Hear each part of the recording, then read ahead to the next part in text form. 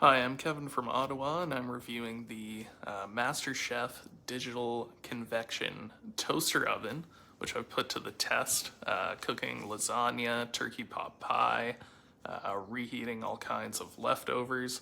I've yet to rotisserie an entire chicken on it, like it's advertised. However, it's done a great job, so very good at reheating food. The convection heats things up very quickly. It gets to its max temp of 450 within 4 minutes, which is almost half the time of my standard full-size gas range. But yeah, it heats things up very quickly.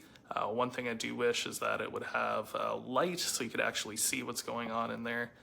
And the pan is a bit difficult to clean. However, it's a great little toaster oven.